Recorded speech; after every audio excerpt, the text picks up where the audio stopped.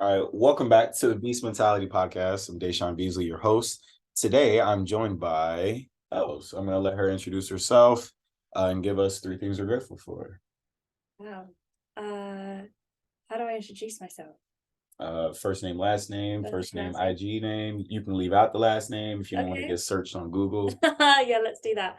I'm Els. I live in London. I am 28 and I don't want to give my job because I don't feel that that really represents my ambition or my identity. Mm. But I write, I read a lot, I like being active, and I have a lot of thoughts. And three things you're grateful for. I finally had this conversation with a friend recently, and the first one that came to mind was, gratitude for my parents, specifically in the sense that although we've never been, hugely financially well off or, been like super, super comfortable, I've always felt that I've got a safety net. I've always felt that I could try, I could take a risk or take a jump or try something or, yeah, follow any ambition I had because they would be there or there'd be a community there, which I think is an incredible privilege. So that's probably number one. I'm really grateful for my room at the moment, my little bedroom. I'm in my own space and it feels really like a sanctuary. I like retreating there a lot. We had this conversation earlier, but I'm definitely an introvert. I love social things and interactions, but I then need to take time to recharge. And I have a space now that feels good for that. And I am grateful for connections with cool people. Amen. Likewise. So I just wanted to, like we talked earlier, want to dive into like your story, what got you, how you got to 28, God willing, not everybody makes it there. Then there's obviously things that we overcome in the process that makes us who we are. And then as we get older, if we don't air quote like who we are, we can start to change those things. So I just wanted to dive into like your story. Yeah, let's get into the meat and bones of it. So I think I was always I had a reputation at school from year one, like reception, so 5 or 6. My first teacher told my mum in like a school report that I was a teacher's dream, and that kind of forged this identity that saw me throughout school. And I never felt it. I never felt super academic or capable, but everyone else seemed to think that I was. And it became this like real fear of mine that suddenly everyone would see what I saw and would realize that they were wrong and that I wasn't this capable student or this good person, and this kind of illusion would shatter. And so I then just did everything I could to make sure that that facade never went. So I worked really, really hard. I was definitely the stereotype of a perfectionist, straight A student. And I think because that felt so out of my control and I was constantly chasing this thing that wasn't true or real, I ended up developing an eating disorder, which I think retrospectively was definitely an attempt to regain control. Consciously, like at the time, I thought I just wanted to be smaller and take up less space. But now I can see that the restriction and the almost discipline of it gave me the sense of control, and that although everything else felt completely out of control, I could maintain this one thing. Oh, wow. And so, yeah, it was funny. I was really deceptive and quite manipulative about making sure nobody knew. I don't want to really get into it in case it like sparks ideas, but would do all of these things to make sure nobody found out. And it was this like really deep fear that people would. But at the same time, I remember feeling so sad that no one noticed, and it kind of confirmed to me that people didn't care or people didn't know me. And it's funny how even at the time I could recognize these two conflicting thoughts, but never kind of put that together to form a coherent, like, okay, there's something we need to explore here. But yeah, eventually my mum found out, and I told a teacher actually, and they told my mum, and I went into treatment. But I never wanted to stop. I think that was the biggest thing. When you say stop, retrospectively looking back, stop, you didn't want to stop the control that you had, or was it the actual disorder? It was the control I factor. think it was the control, and I think it was this thing of all of these people were then telling me, you have to do this, or this is something we need you to do, and you need to meet this weight, and that felt like them taking that control off me, and so I resisted it. And I am quite, I would say, intuitive, and I can read situations, and I know I can understand people, and so I knew what they wanted to hear, and so I could say all the right things, and give the illusion that everything was fine. And I ended treatment and came out of it, but it went on for probably a decade. Worst part of a decade. And then I was still, I was at uni, and that then triggered more stress and more feeling like I needed to do all this, like meet these expectations. And then I don't know.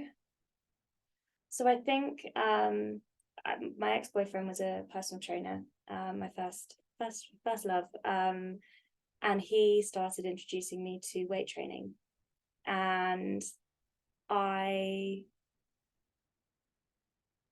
relationship, at least to begin with, wasn't super healthy with it, because there was still a real focus on body image and control and restriction. But it kind of, I see it as it was a stepping stone towards recovery, because it enabled me to maintain that control and still be very, very disciplined, macros and weighing food and body measurements and things. But if I wanted to see progress in weights and what I was doing, I had to eat. And I guess the locus of control switched from restriction of food to seeing weights go up and seeing the improvements and seeing, the numbers change, became a real drive. And that was something I then had control over and I could be disciplined in. So while initially it was still quite restrictive and not super healthy, it was a real progression. And then I think I just became, I can't put my finger on like what changed. There wasn't a moment where I was like, I don't want to do this anymore.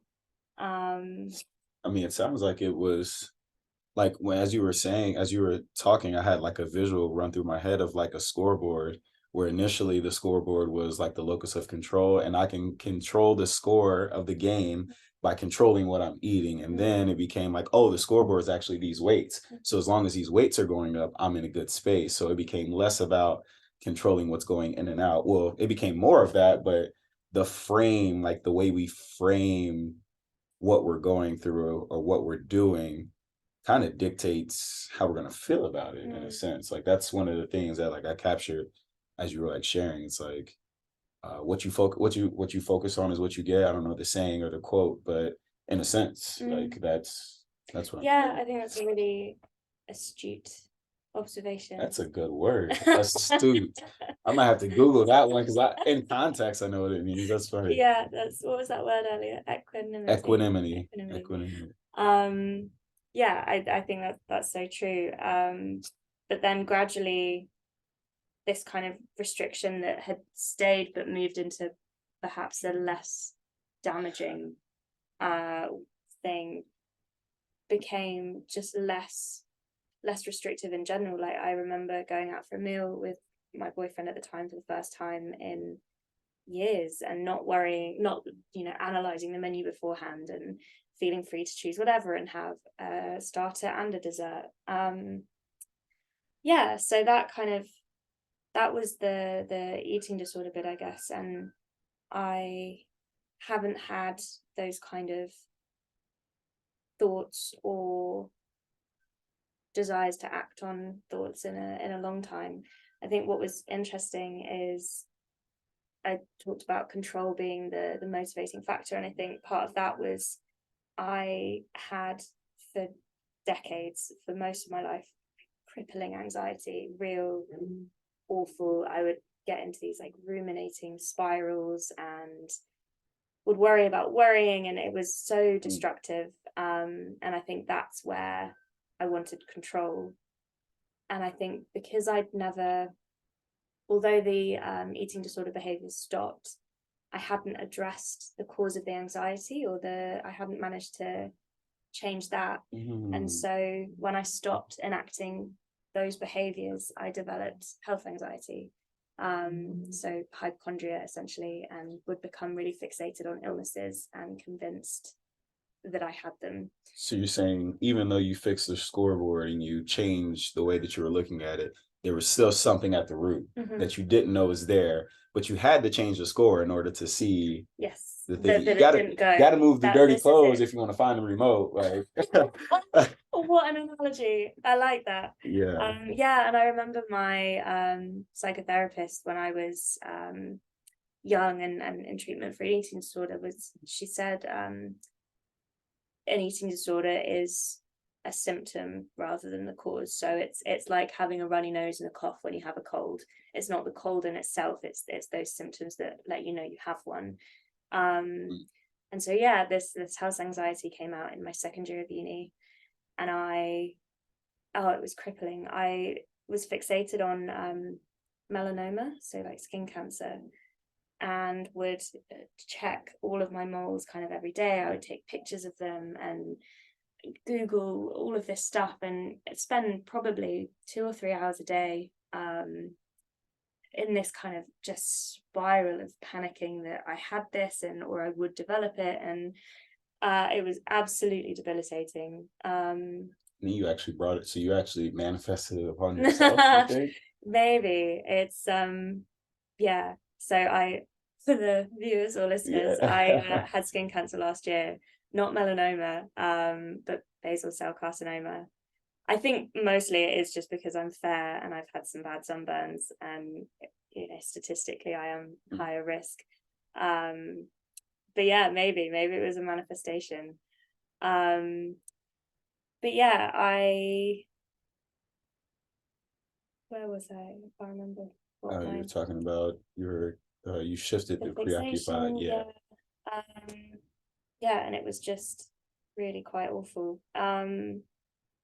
And I was living at home at the time and commuting to uni, and I was really lucky to live in a beautiful countryside area, and would go for really long walks, like 2-3 hours, first thing in the morning, just get out and walk. And I don't think I even listened to music. I think it was just a space to be. I had a dog at the time who was my companion, and I remember I would go up a hill and then look out across the Somerset Levels, and something about seeing how vast everything was and how tiny that I was so, I can't think of the word or find the word for it, but it was just this, it kind of reset everything every time I was there. And if I was in a panic or in this anxious like state, it kind of hit the reset button. And I would just think, even if I have these awful things I'm convincing myself I have,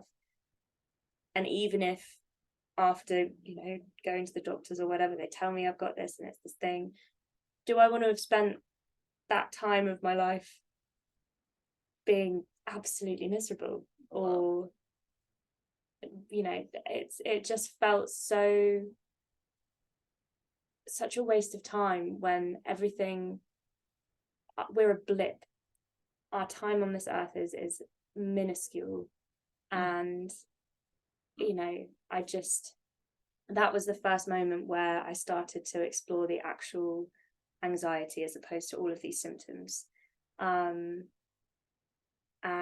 something about recognizing that my experience, my world was so tiny, and, you know, we're all the center of our own universe, right? Everyone is the key player, and for them, everything else is sort of orbiting around them. And so it's quite a liberating recognition, because you realize that for these other people, these things that you might get so anxious about, whether it's a thing with a family member or a friend, or you've forgotten something, or you haven't done so well in work, it's the biggest deal for you because it's all orbiting around you. But for these other people, you're on the far outskirts of what's going on in their life, and they're not, it just doesn't matter. It's such a blip. And is it really their job to even care? Yeah. So yeah, I guess that was the real aha moment, was being outside and perspective. That's what I was looking for, getting perspective. So I want to stay there, because you talked about perspective, what you focus on, kind of attracting to yourself, as in fixating on upon a scoreboard, whatever that scoreboard is. But we came the long way home, and I wanted you to share your story, just because like you're in a season of your life now where like you're actually like going through therapy. Like there's a lot of people who know that they have problems, like myself included. And just for the listeners out there, like when it comes to therapy, I was telling Els, like, first therapist, we had like 2 or 3 sessions.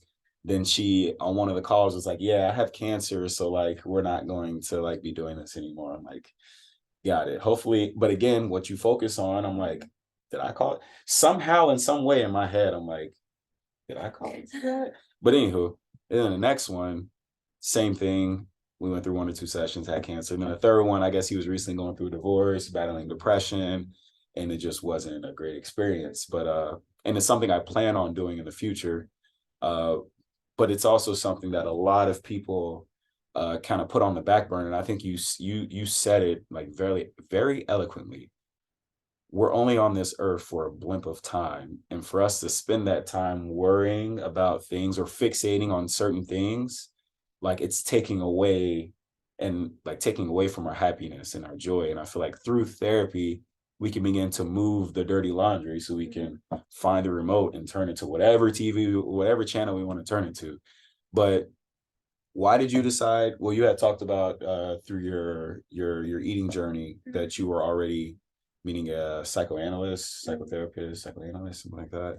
But I guess what kind of like re-sparked um, that want in you to like continue to like declutter the laundry, that shadow work? Sure.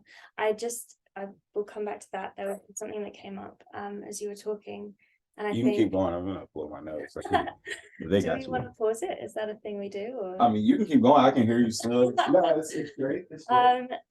I think this idea of being you know, a blip and not wanting to get so caught up in everything, and it's not a call to not care. It's not an encouragement of just pretending things are fine and ignoring everything and moving on. It's more about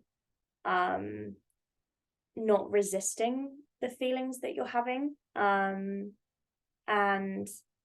instead of this kind of false everything's fine, I'm not affected, and this denial, just being curious about those feelings. And I think resistance is such a time consuming and unnecessary thing.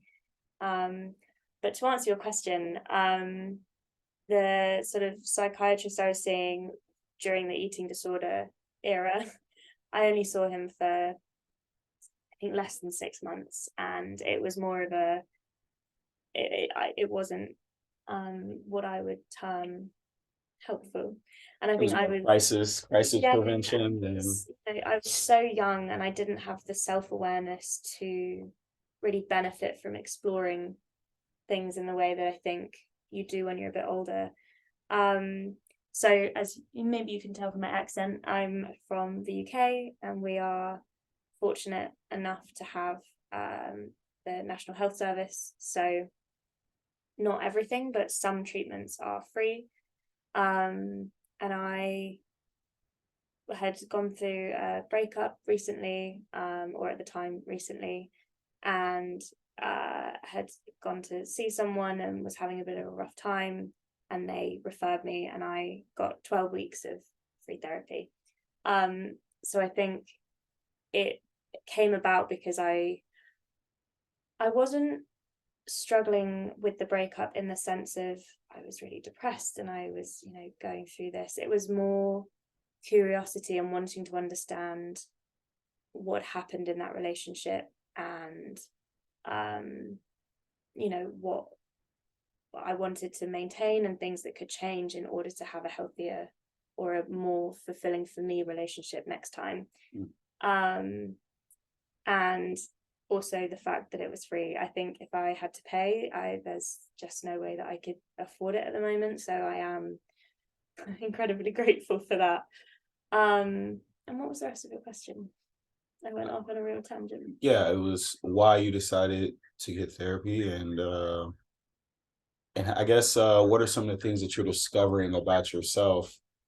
Whether, how can I phrase this question? It's a two-part question, but like, what are some things you're discovering about yourself? And then what are some tools and some tactics that you're doing to separate yourself from the thoughts and the feelings that you're having? Mm. So to answer the first bit before the questions, why I sort of decided to go for it, as well as the fact it was free. I think, and I don't know if I can draw in the same way or if I'll just gesture. Yeah, we got you. Oh, look at this. Awesome.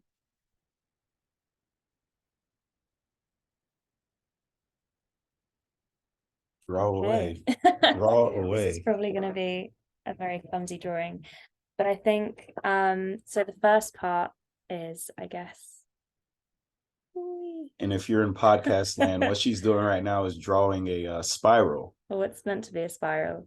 And then there's a little dot on each of the spiral circles in kind of parallel with each other.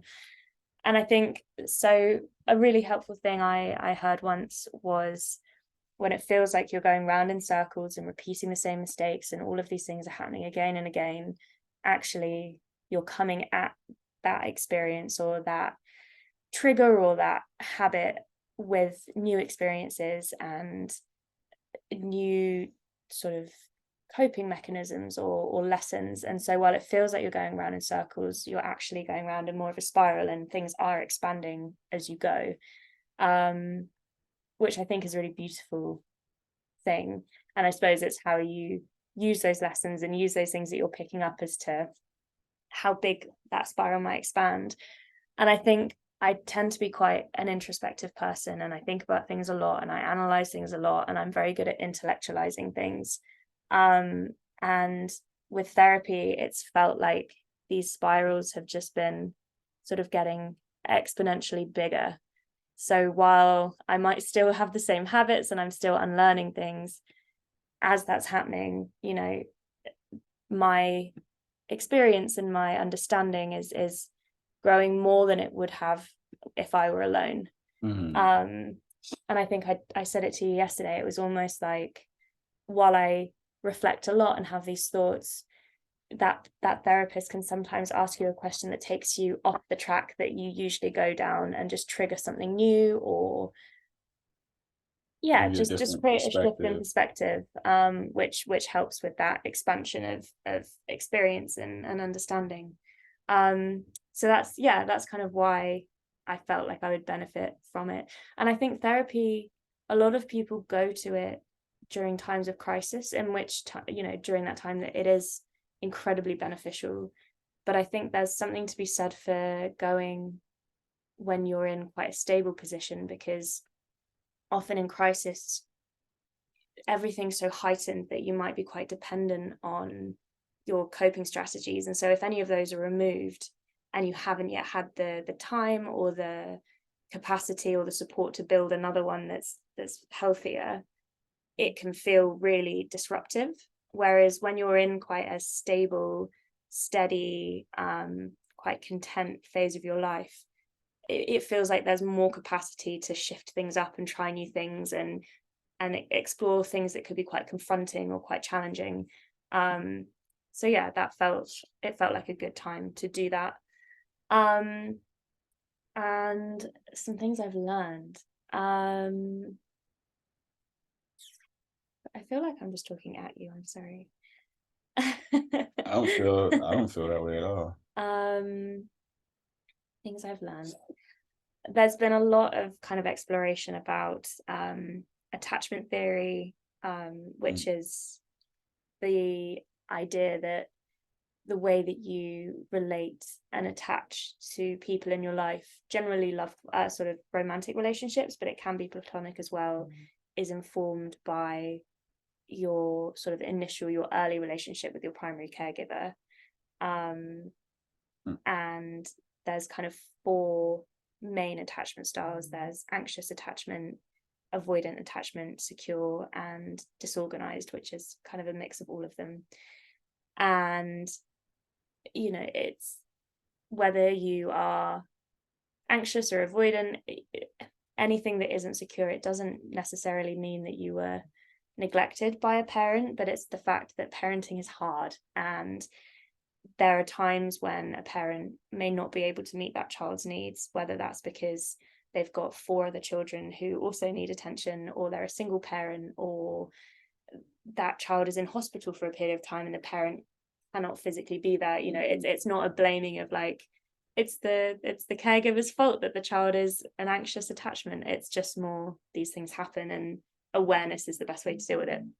So there's been a lot of exploring my attachment style, where that might have come from, acknowledging kind of how I feel about that, and then also exploring how that's informed my relationships with others, particularly in romantic contexts. And definitely self-worth has been coming up. And it's funny because I consciously right now, I feel the most secure I've ever felt. And it's not necessarily a positivity sort of, I think I'm great and I'm actively this person. It's more of a neutrality. It's which is kind of freeing, because I don't feel like I need to be anything. It's just an acceptance, which I think acceptance can be such a beautiful thing. I think when the body positivity movement was kind of hijacked by social media and it kind of went a bit away from its origins, there was a kind of resistance movement called the body neutrality movement, and it was a thing of, you don't need to, your body is an incredible thing that functions and lets you exist within it and lets you do all of these amazing things. So instead of focusing on loving your body, just focus on being in it, and it's your home, and you don't need to force this kind of kind of like a false, like, I don't want to say a false sense of like self-worth, but there's a pressure to perform, I think, when you have to be positive, and there's a feeling that if you don't, you're letting yourself down, and also this neutrality is more, you're worth more than body, you're worth more than any individual aspect of yourself. You are so right as you are, and you don't need to do anything or earn anything, because you are. And at the same time, if you want to change that, you're free to change it, and you have the space to do so. Where I feel like, and this is my opinion, I feel like sometimes with about the body positivity, it's like, oh, I'm okay with who I am and how I am, and it's like, yes and no, but like, you actually can't like continuously eat those things and not work out, like, because you end up developing, heart disease and all these other things. So like, yes, love yourself, but like love yourself enough to take care of yourself and appreciate yourself. Yeah, I think it can be challenging to, or not conducive to accountability. And as you say, just an ability to reflect and see what can change, because whether it's in body or whether in mind or anything, um I think change is so important, because everything around you changes all the time, Yeah. and adapting to that without feeling fear or feeling resistance is important. um but sorry, to kind of go back, I guess, yeah, I would say I'm the most secure I've been, but there's still these like little moments of, I think I've learned a lot of coping skills and ways to feel secure in myself, but again, that root hasn't quite been dug up yet. I've been able to make it look quite pretty on the outside, but maybe it's still there. So, every now and then she's asked a question or made a comment, and it's sobbed, and it's kind of really stirred up some feelings. So that's been interesting. And then the last question was tools, wasn't it? Tools and Yeah. Tools and techniques. this is the part this is the part that I've struggled most with, I think, because there's, I guess, the beauty and the frustration with therapy is it's entirely self-led, and the therapist is not there to advise you or direct you. They're there to offer a space that you don't have anywhere else in your life, because if you go to a friend or a teacher or a parent or a family member, they all have a motive in listening to you. They want you to be happy, they want you to be this, they have some kind of stake in it, and so any advice you get will inevitably be influenced by that. Whereas a therapist, a lot of the time they stay silent, and that's so infuriating, I think, for people, especially when they first go to therapy and they're saying the stuff and the therapist doesn't say anything back. And it's like, I'm paying you, why are you being silent? Right. I could talk to myself in the mirror. I Yeah, actually but do it quite it's often. but it's this, I think it just offers a space that you can't find anywhere else. So I haven't been given any kind of, here's a technique or here's a thing. I think it's more resources that I've received, like the attachment style information. um there's a, I can't remember what it's called, but it's like an interaction thing that you've got, like parent adult child, parent adult child, and it talks a lot about if we're interacting. Usually, I think every interaction we've had so far has been kind of adult to adult. It's been very accountable on our own parts and mature, and we take responsibility for ourselves and our role in things.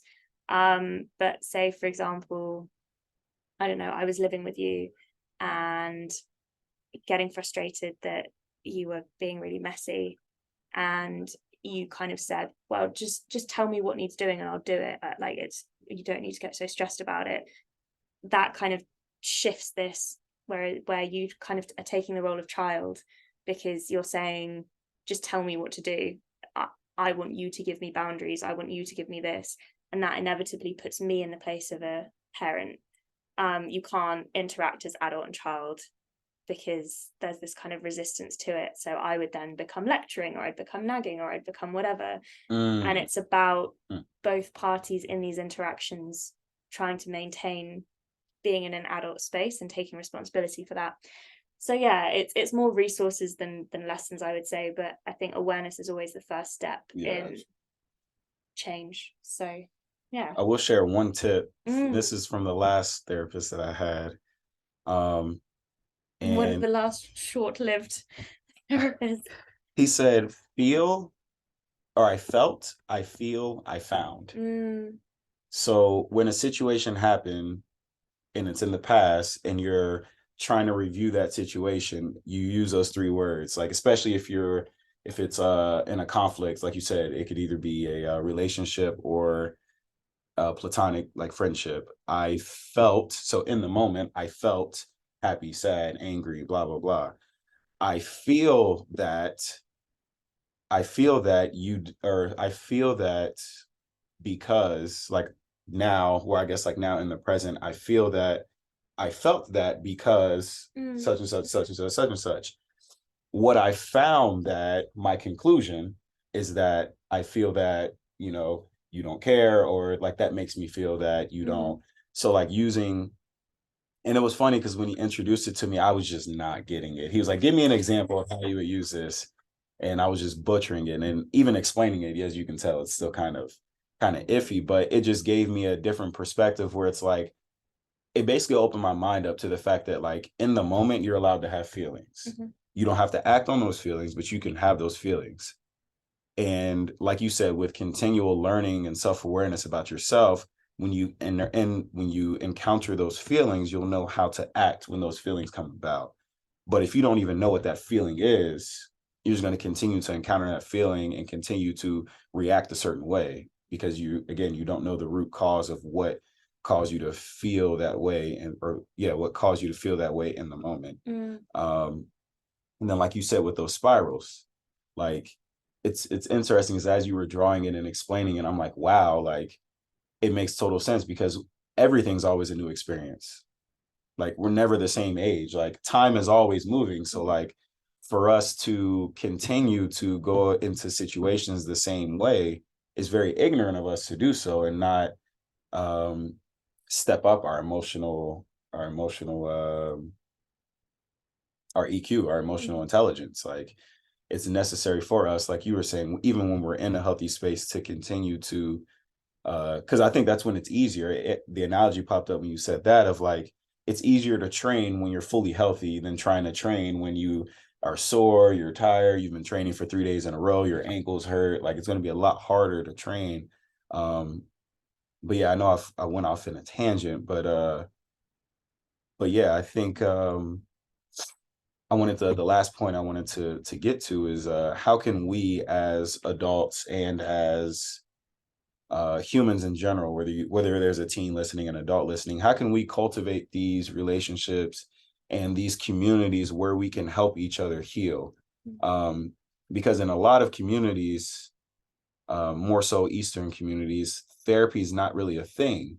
And it's not really a thing because like there's this book by Oprah and Dr. Chopra, I think is his name. Mm-hmm. That might be his name, but it's called What Happened to You. And they talk about how African tribes, they didn't need therapy because they were always in community. So they were always able to connect with somebody. They were always able to hash something out with somebody. But with the invention of cell phones, and we see it more often now, like we don't really have intimate connections with individuals. No, we Like feel like we do, I think, we but feel like we it's do, not the like, same. but I think that's the trick of the devil right there, right? Like I'm on the phone, I got a bunch of friends on Instagram, but like if I'm really going through something and I needed some advice, I'm sure you could scroll through your friend list and there's probably not one or two, maybe one or two you actually feel comfortable.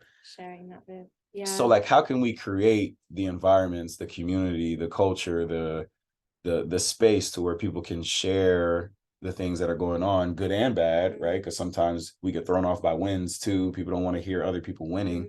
Like, how can we create that community so we can like help each other heal? Because, like you said, Yeah. therapy is expensive. I think I think the I found part of your I felt I feel I found it is super important because as to your point that every experience we have informs like everything, like everything adds layers to what we know. And so I think if you just rely on the I felt or I feel, it can be really difficult sometimes when you're talking to someone who has an entirely different set of experiences. So like your version of angry and my version of angry, we know the word and we know the emotion roughly that it's supposed to construe, but how you feel in that, what triggers that, what helps you resolve that is going to be totally different to me.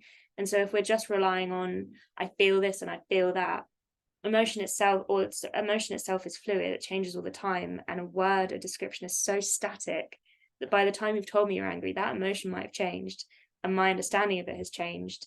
And so I think by being able to recognize the actual impact and explore that as opposed to the feeling alone is crucial. And I think part of that is like the value of community in educating children and young people to explore those emotions, because there can be so much shame around negative emotions. And kids are told to, especially young boys, are told to toughen up or be less sensitive or don't be so girly, and girls are taught to think about other people's needs first, and feeling jealous is a bad thing. But actually we still feel those emotions, as you were saying. Those emotions themselves are not negative things, it's what we choose to do with them. And if we've been told to bury them and had no education in learning to describe them or talk about them or how those made us feel, I found there's a whole world of difficult emotions that are totally packed up and people don't know how to talk about them. So I think the first step is taking away the shame and the fear around emotions that don't inherently feel good. I think, since we're ping-ponging, I think the second step would be being curious. And I took this from you because you told me something about myself that I never really like noticed. I never really realized it until you like pointed it out. But you had said something like you seem like genuinely like curious about like people and like individuals. And I feel like if we as people remain curious when we're dealing with people and not think that, oh wow, just had a light bulb come off. If we remain curious, it takes out, I think we can take out the emotional side, our emotional reactions to it. Like if I could remain curious and be like, oh, why is she angry?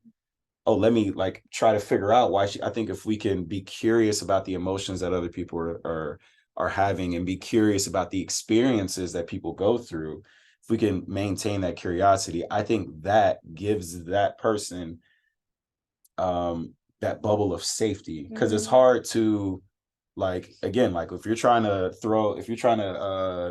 declutter your clothes, it's going to be very hard to do that if you don't know that, no, if these clothes touch the ground, they're dirty now, so now I got to like rewash them. So like if you know that you have a safe space or a basket, which is your friend, somebody who you can kind of toss these things at, or toss these things off of, maybe not at them, then it'd be a lot easier for them to unpack those things and kind of throw away the dirty laundry.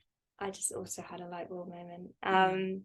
So I think, as I referenced earlier, labels of emotions are so, like, words themselves are so static and labels are so fixed.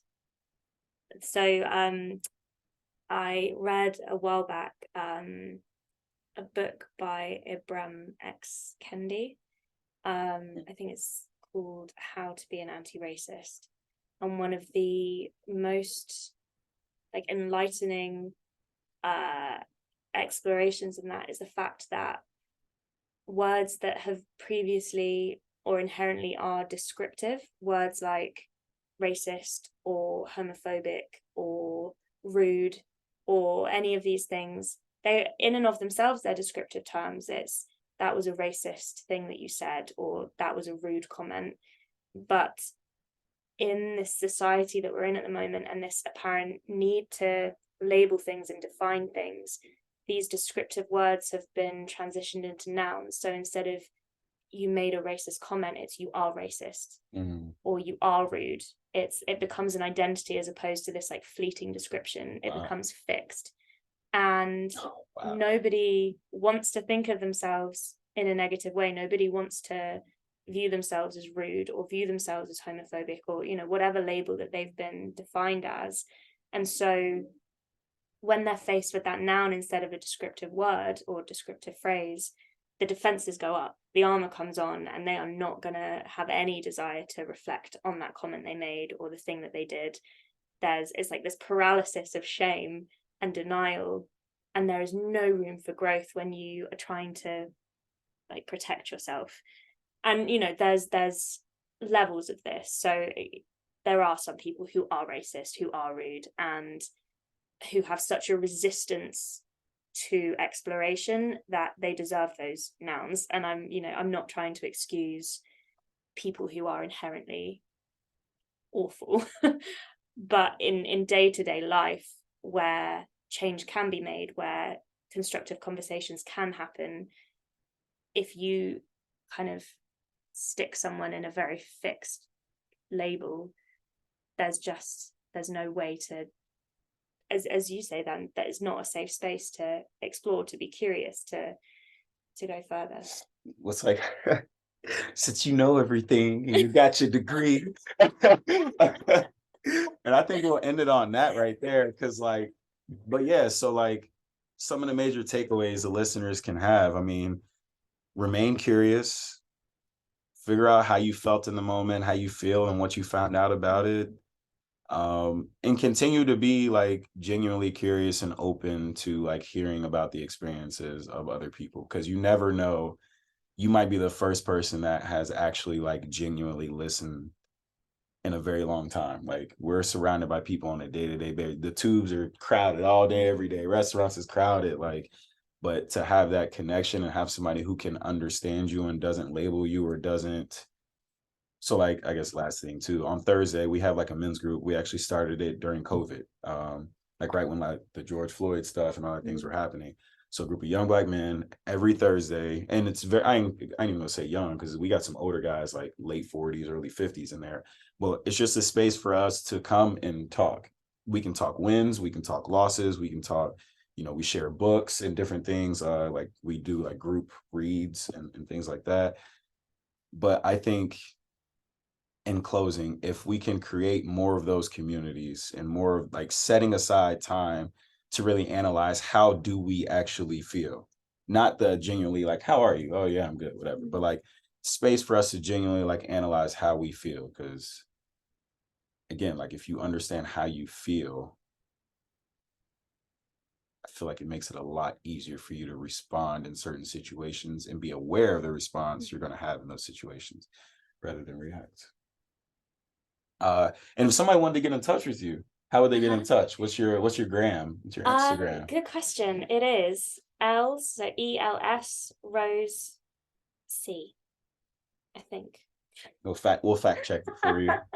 But until next time, y'all, peace with the toilet paper in the nose. Let's Yeah, go. and the very sweaty England Yeah. weather. It's hot. Peace. Is that water?